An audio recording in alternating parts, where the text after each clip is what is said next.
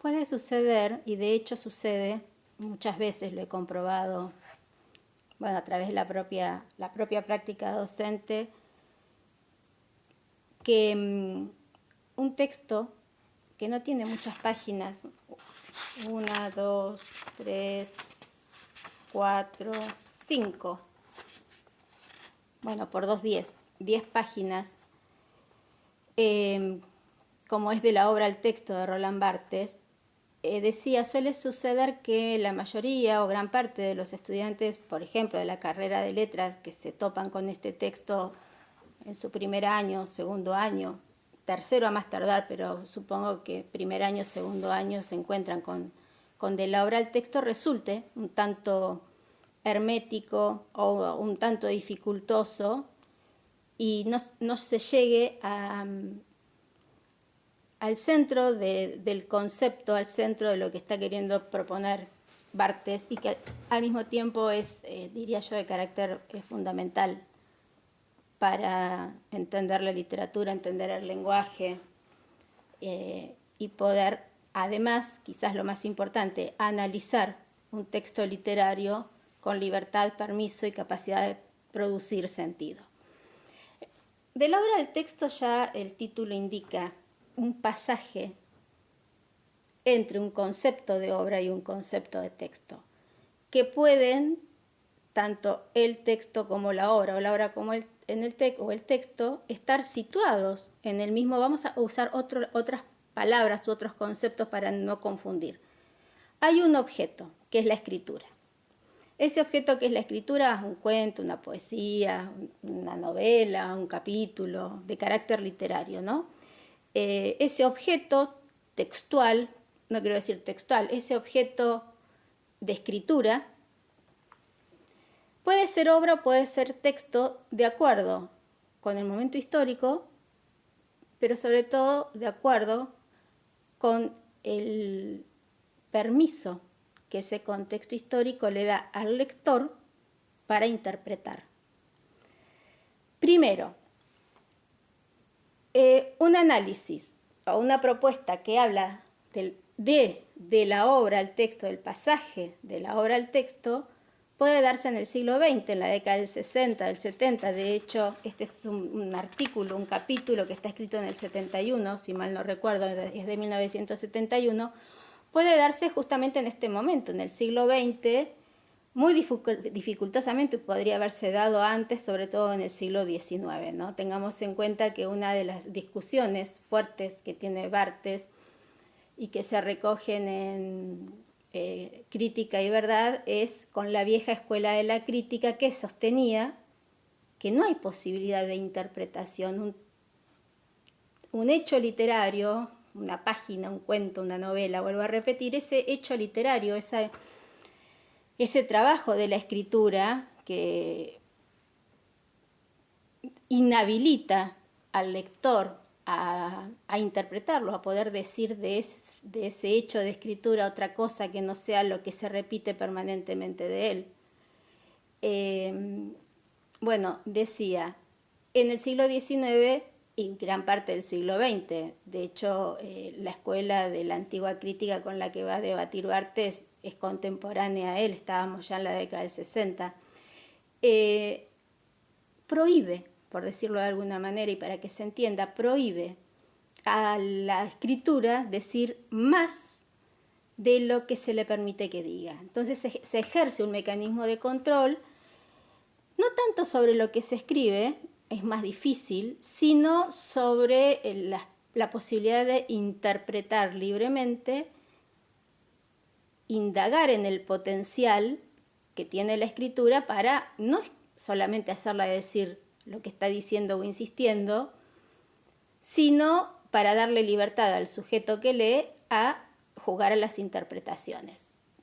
Como termina diciendo Barthes en el final de Crítica y Verdad, ¿cuál es el peligro? Bueno, el peligro es precisamente ese, que el lenguaje pueda decir más, que de hecho lo hace, de lo que se intenta controlar en él. Controlando el lenguaje, controlando los discursos, se controlan los cuerpos, se controlan las ideas, se controlan los poderes políticos, se controla la sociedad. A través del control del lenguaje hay un control biopolítico, político de las sociedades y por lo tanto económicos.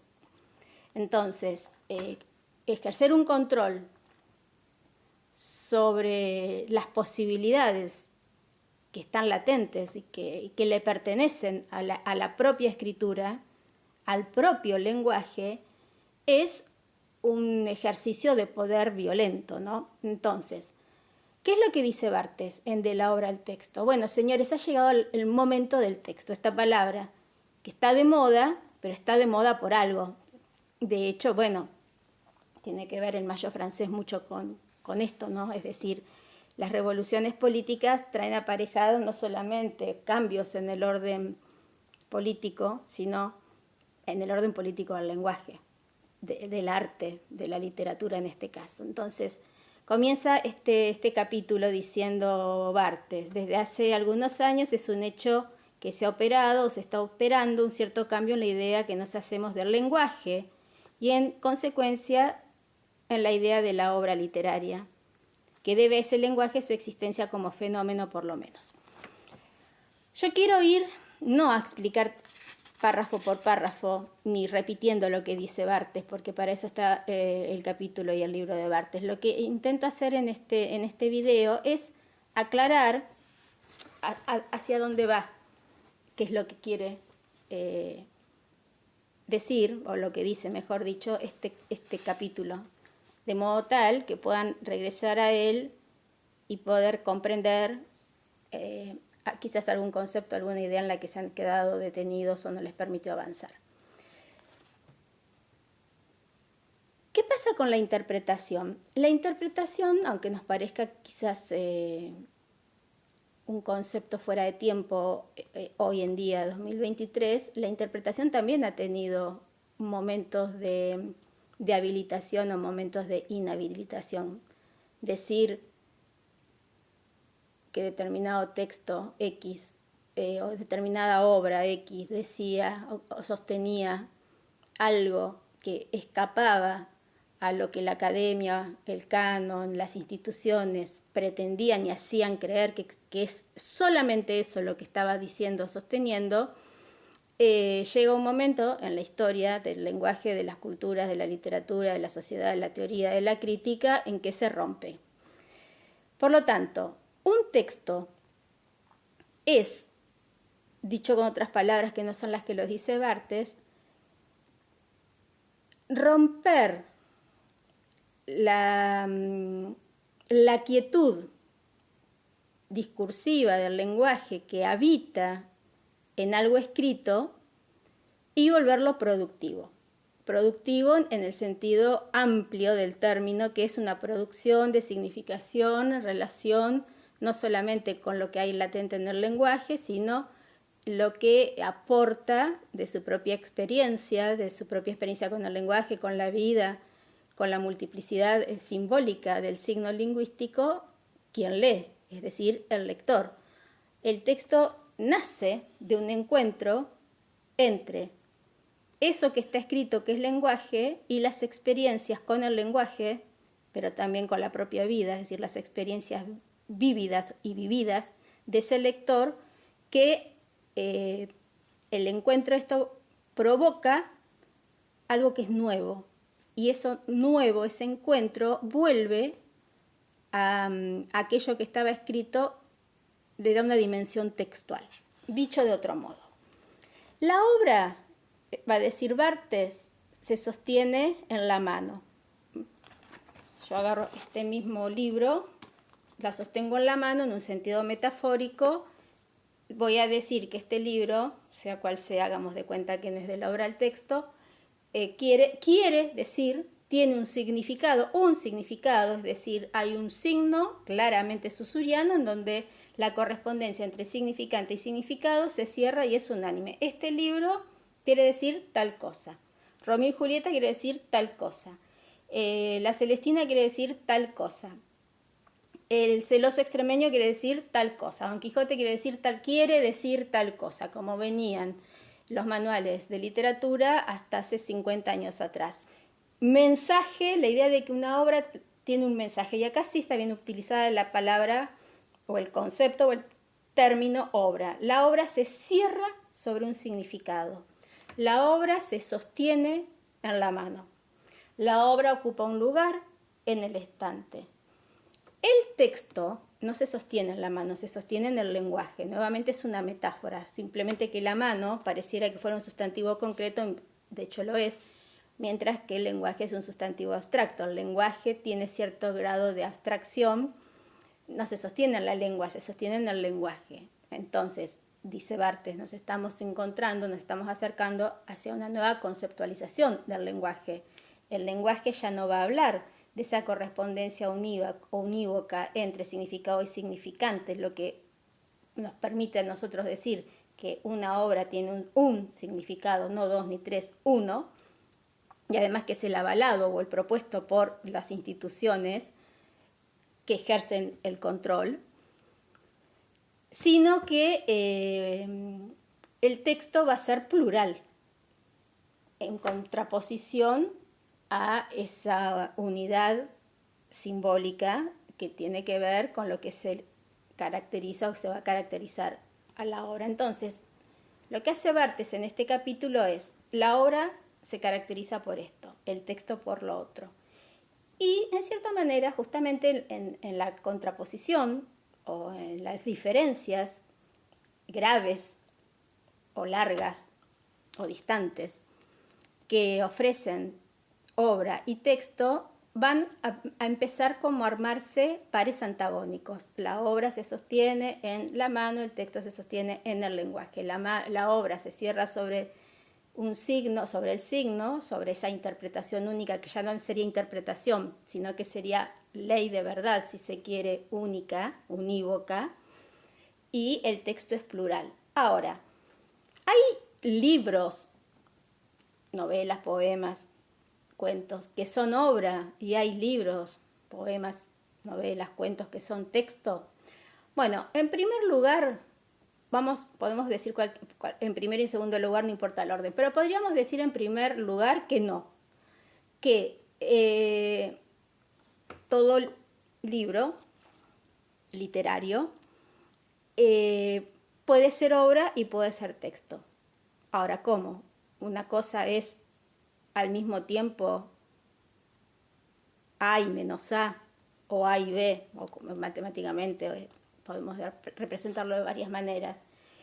Y acá aparece entonces la otra instancia. El texto es un campo metodológico. ¿A qué se refiere con esto? Ese campo metodológico está vinculado con no solamente la actitud, sino, yo lo llamo los permisos, las libertades, la conciencia del lenguaje que tiene el lector en el momento de leer y producir sentido.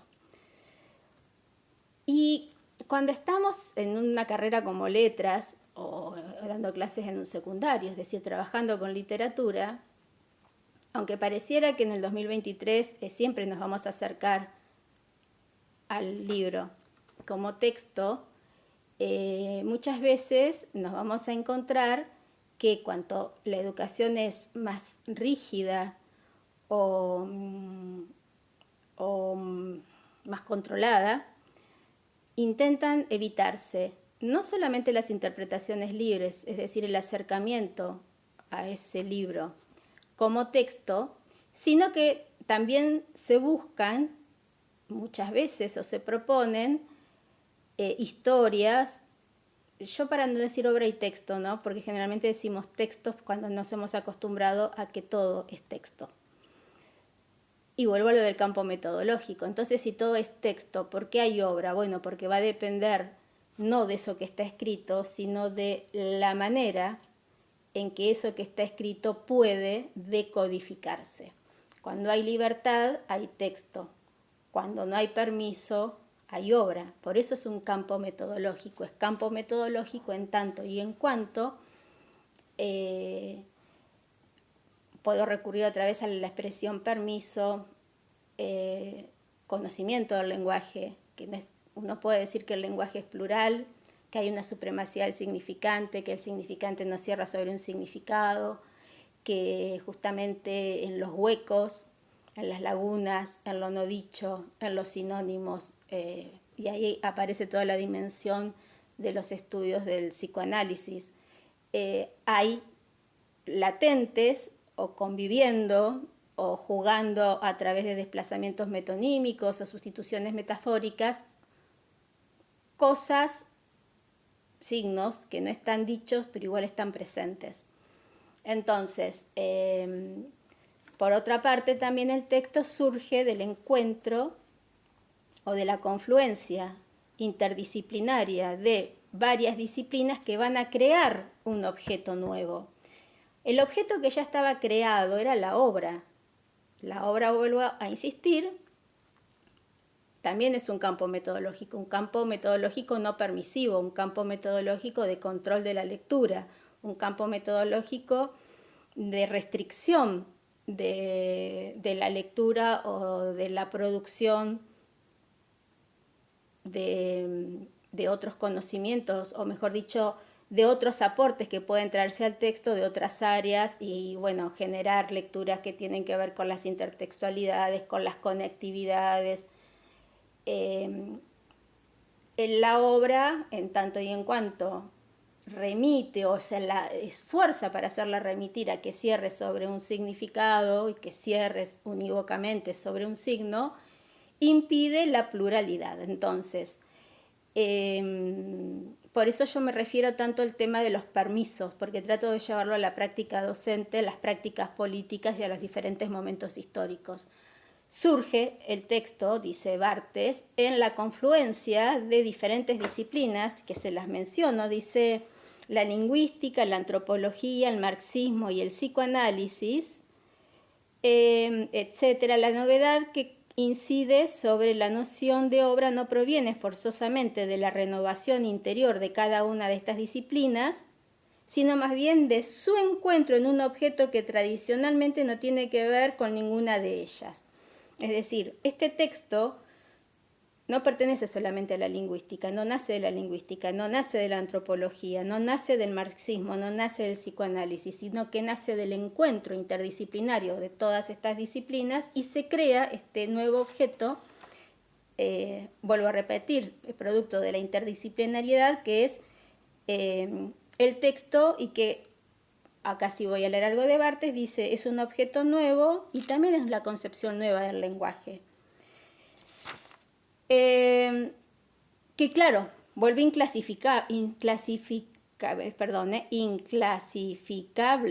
porque la obra se puede clasificar, en el sentido de que al cerrarse sobre un sentido, bueno, acá vale la redundancia, en el aspecto que se cierra sobre un sentido, se puede clasificar. Habla de la locura, habla de que el amor entre jóvenes, un amor prohibido entre jóvenes va a ser castigado por el destino, etc. Entonces, hace en un momento una referencia a Einstein y la relatividad, y también entonces esa relatividad la va a llevar al campo del texto. Es relativo porque no es absoluto, ni su sentido ni la posibilidad de producción de significación. Dice, frente a la obra, noción tradicional concebida durante largo tiempo y todavía hoy de una manera, como si dijéramos, newtoniana, se produce la exigencia de un objeto nuevo obtenido por deslizamiento o inversión de las categorías anteriores. Este objeto es el texto. Entonces, en la primera entrada de la obra al texto, lo que hace Barthes es decir, bueno, ¿de dónde surge el texto? ¿Por qué antes no había aparecido esta noción? Cómo se provoca o se produce este surgimiento del concepto de texto, nace el texto, no nace la escritura, ¿sí? Nace el texto. Hasta el momento había obra, y que hubiese obra tiene que ver no con lo que es inherente al lenguaje, sino con lo que es inherente a cómo las instituciones se han acercado al lenguaje, buscando verdad, y la verdad no puede ser múltiple. No puede haber muchas verdades. Entonces, al final de este primer apartado dice, ahí van esas proposiciones, que son las que va a trabajar y en realidad aquellos aspectos que hay que tener en cuenta para entender que es un texto. Se refieren al método, los géneros, el signo, la pluralidad, la afiliación, la lectura y el placer. Entonces, en el primero, que tiene que ver entonces con, a ver, en este caso, tiene que ver con el método. Dice que el texto no puede entenderse como un objeto computable. Y hay varias cuestiones interesantes, ¿no? Hace referencia a Lacan. Lacan dice que la realidad no se muestra, sino que se demuestra. Y también dice que el sentido no consiste, sino que insiste. Y de hecho eso es lo que pasa en el texto. El texto no muestra, hay que demostrar en el texto una interpretación. Yo tengo, supónganse, una interpretación. Voy a un caso muy fácil. Yo interpreto en Casa Tomada de Cortázar, no voy a tomar la interpretación que más circula, que los ruidos son los bombos peronistas. Voy a tomar otra, que en realidad los ruidos pueden ser algo parecido en El corazón del Ator, ¿no? El cargo de conciencia de los hermanos por vivir en una relación presuntamente incestuosa, que también es una interpretación. El texto no dice, Cortázar no dice que los hermanos mantenían relaciones sexuales, dice el suyo parecía un simple y silencioso matrimonio de hermanos, pero parecía o era, no recuerdo cómo dice, no necesariamente afirma el cuento que los hermanos en Casa Tomada tienen un vínculo sexual.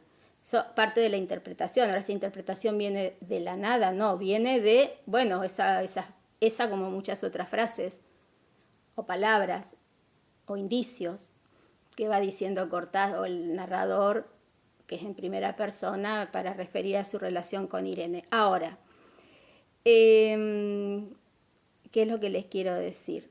Esa interpretación convive con otras, pero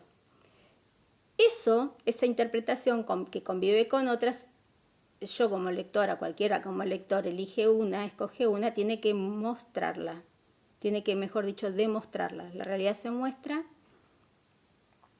lo real se demuestra.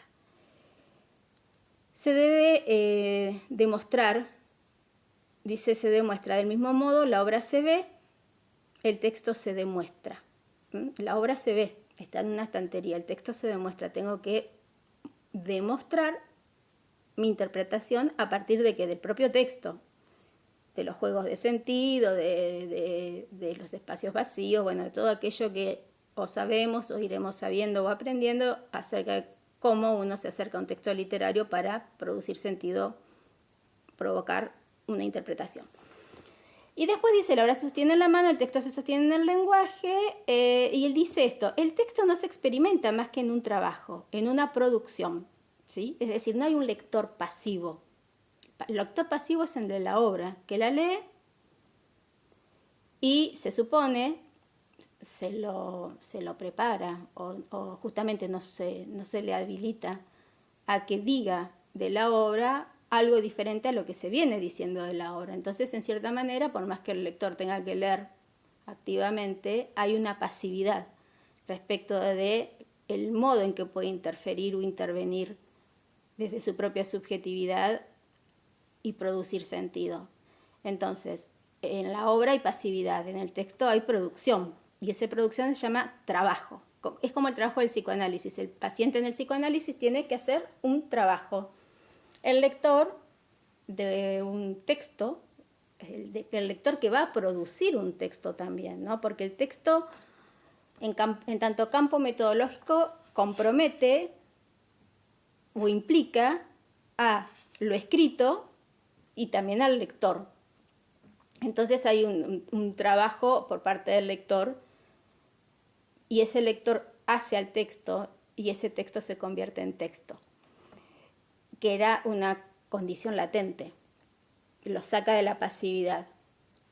Y Y acá, en este apartado, utiliza una palabra que es muy bonita, por otra parte, que es la travesía, ¿no? Dice, de lo que sigue, que el texto no puede inmovilizarse, por ejemplo, en un estante de una biblioteca. Su movimiento constitutivo es la travesía. Puede en particular atravesar la obra o atravesar varias obras. Bueno, acá es cuando confunde, pero en la travesía porque se lo atraviesa, y este atravesamiento tiene que ver con un navegar, tiene que ver con un andar, tiene que ver con una diagonal, tiene que ver con una ruptura de lo lineal. A mí el término travesía me hace pensar mucho en estas dos cuestiones, ¿no? Ir de un lugar al otro, tal vez ir de la obra al texto, ahí se está haciendo una travesía, sacarlo de esa inmovilidad a la obra y decir, mira, a mí en Edipo Rey se me ocurre pensar que Yocasta, no sé, que Yocasta realmente quería, o quería estar con su hijo, o no sé, hablar de otras cuestiones, como hace el mismo Foucault. Foucault, en La verdad y las formas jurídicas, tiene una conferencia dedicada a Edipo y la verdad, y en realidad lo que hace es una producción textual. Ahí está, este ejemplo es bueno. Estamos acostumbrados a decir que Edipo es un hombre del inconsciente. Casi se lo ha cerrado sobre esa idea, sobre ese signo, ¿no? De que Edipo es ciego porque no ve la realidad. Lo dice también Sófocles, ¿no?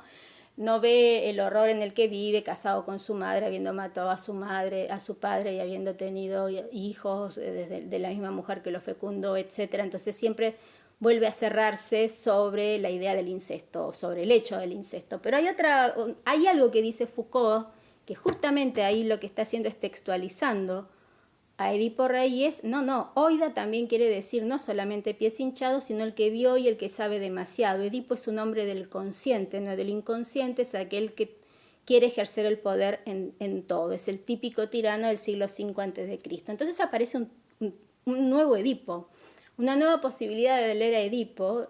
Lo quita Foucault de esa quietud de repetir siempre la misma idea de Edipo Rey o sobre Edipo Rey, y hay una travesía, pone en contacto no solamente otras obras. Edipo Rey lo puedo poner en contacto con ciertos textos legales, o lo pone también en contacto, ahora que recuerdo, con algunos pasajes de la Ilíada, sino que produce un texto nuevo, produce un texto, porque ha ejercido eso, el trabajo de atravesarlo, no seguirlo linealmente, sino establecer conexiones. Por eso otra de las palabras que utilizan en otro momento del mismo capítulo es rizoma, un término que también es deleuziano, es eminentemente deleuziano y de Guattari, ¿no? El lenguaje es un rizoma, el texto es un rizoma porque no tiene centro. La obra tiene centro porque todo va a confluir en esa única interpretación, que dejaría de ser interpretación, ¿no? Ese único sentido que se le atribuye, mientras que el texto se puede partir, pensemos ejemplos muy textuales de la textualidad, y sigo con Cortázar, con Rayuela, ¿no? Que en Rayuela nos dice Cortázar, esta obra se puede leer de adelante para atrás, de atrás para adelante, ya no sería obra, sería texto, pero también, y hay otras travesías, otras formas de atravesarlo. Entonces, tiene que ver toda esta posibilidad de convertir al texto en un rizoma, con romper con las jerarquías, romper con el centro, romper con la univocidad del lenguaje. Por eso el texto es plural y no es reductible. La pluralidad es irreductible, porque lo reductible es la obra. Bueno, y dice varias cosas más, pero como yo grabo en el celular, tengo solamente media hora. Quería con esto hacer una introducción y después continuar con una segunda parte, con otros aspectos, pero recapitulando. La obra es aquello escrito en donde el lector no tiene posibilidad ni permiso de jugar a los juegos que el lenguaje lo invita. a jugar con las cacofonías, a jugar con las metáforas, a jugar con las comparaciones, con el ritmo, con los espacios en blanco, digamos, todo aquello que provoca y promueve que como lectores nos comprometamos y hagamos nuestra propia escritura del texto, no solamente nuestra propia lectura, sino que escribamos la lectura y continuemos con como dice en Crítica y Verdad, el lector también se apropia de las metáforas y desea el mismo lenguaje del texto y lo continúa. Hay un escribir en otro momento dice, ¿no les ha pasado muchas veces que cuando están leyendo levantan la cabeza a los lectores, nos dice Barthes, y seguimos escribiendo en nuestra imaginación o haciendo conexiones a partir de aquello que hemos leído? Ese leer levantando la cabeza es parte constitutiva del texto. En tanto el texto nos afecta, nos llega, nos compromete, nos provoca y nos apropiamos de su lenguaje, continuamos las metáforas de su deseo y no es una falta de respeto, justamente todo eso tiene que ver con el placer. Y acá entra una de las características más interesantes de la idea del texto, que es la dimensión placentera, porque en el texto también comprometemos no la obra, porque la obra obtura incluso nuestra capacidad como lectores de contactarnos con el deseo y con el placer, tanto lector como de producción y de juego. Nos inhabilita como escritores, mientras que el texto nos convoca como escritores. Escribimos la lectura, prolongamos a ese texto, nos apropiamos de él, jugamos, lo rompemos, incluso lo rompemos no destruyéndolo, sino que vamos quebrándolo para hacer otros rompecabezas, otras composiciones, otras posibilidades. Eso es jugar al texto. Por eso una de las palabras que escoge Barthes es play, también como sinónimo de interpretar una partitura musical, porque hay algo que ocurre con la música y es que el músico lee eso que está escrito, pero lo va a interpretar más allá de los silencios, las fusas, las semifusas, las claves, etc. Hay algo propio que tiene que ver con la interpretación. Juega con la música, play. Con el texto también hay que jugar. Jugar obviamente en un sentido lúdico, pero también de producción, de ejecución, ¿no? Y bueno, la palabra ejecución en español tiene una doble valía, porque ejecutar también es matar. Y al mismo tiempo ejecutar es hacer resonar algo, ¿no? Ejecutar una pieza musical, una partitura, una composición. Bien, dejo acá.